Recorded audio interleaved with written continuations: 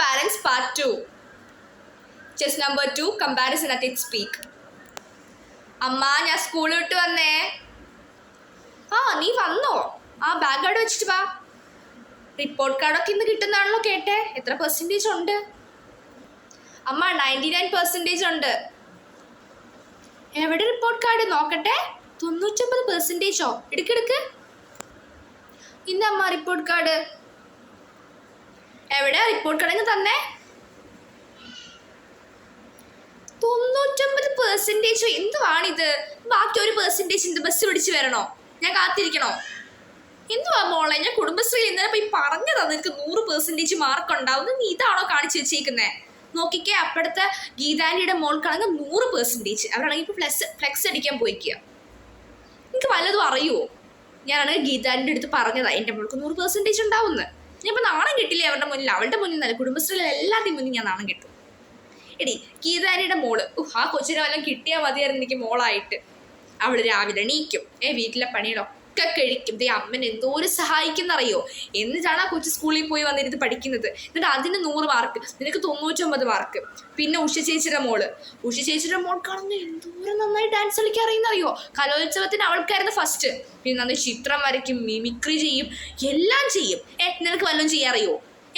എന്നിട്ടൊരു പഠിക്കുന്ന കാര്യത്തിലെങ്കിലും എനിക്കൊരു 100% എനിക്ക് മേടിച്ചു തന്നൂടെ? അമ്മ 99% ഇപ്പം എന്താ കുഴപ്പം? അമ്മ എന്തിനാ മറ്റുള്ളവരുടെ കമ്പയർ ചെയ്യുന്നേ? ഞാൻ കമ്പയർ ചെയ്യുന്നതാണോ പ്രശ്നം? നീ ചെയ്യുന്നൊന്നും പ്രശ്നമല്ലേ? പിന്നെ ഗീതു ആൻറ്റിയുടെ മോള്, അവൾ എന്തോരം നന്നായിട്ട് ചിത്രം വരയ്ക്കുന്നറിയോ എൻ്റെ പൊന്നെ? നിനക്ക് വല്ലതും അറിയുമോ? പിന്നെ അവൾ ക്യാൻവാസിൽ വരയ്ക്കും, ഭിത്തിയിലൊക്കെ. അവരുടെ വീട്ടിൽ ചെന്ന് കഴിഞ്ഞാൽ ഭിത്തിയിൽ മുഴുവൻ നല്ല എന്ത് രസമായിട്ടാണ് വരച്ചിരിക്കുന്നത്.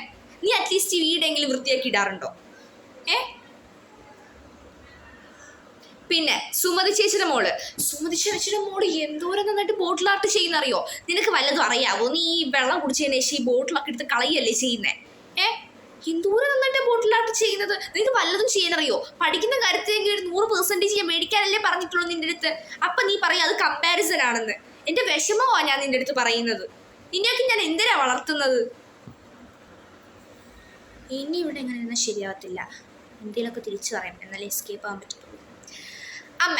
അമ്മ പറയുന്നുണ്ടല്ലോ ഈ ഗീതാനിയുടെ മോളെന്ന്. ഈ ഗീതാനിയുടെ മോൾക്കുണ്ടല്ലോ എല്ലാ പ്രാവശ്യമായിട്ട് പിറന്നാളാവുമ്പോൾ അവളുടെ അമ്മ അവൾക്ക് ഡ്രസ്സ്, ഫോണ്, ഇപ്പം തന്നെ iPhone 15 അവൾക്ക് മേടിച്ചു കൊടുത്തു. പിന്നെ ചോക്ലേറ്റ്സ്, ഇതൊക്കെ മേടിച്ചു വെക്കും.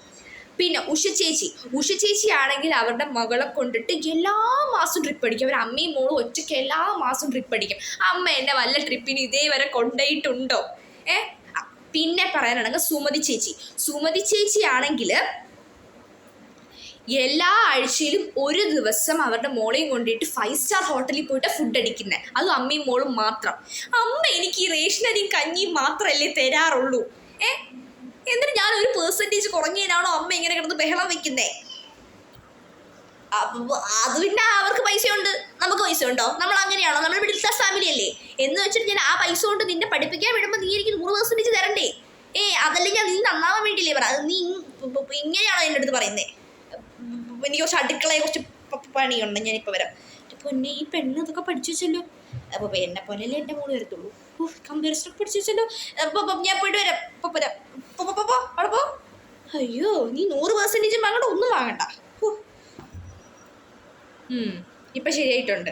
എപ്പോൾ നോക്കിയാലും എന്നെ കമ്പാരിസൺ ചെയ്യാൻ മാത്രം അമ്മയ്ക്ക് അറിയത്തു. അപ്പം അടുത്ത പാട്ട് അടുത്ത വീഡിയോയിൽ.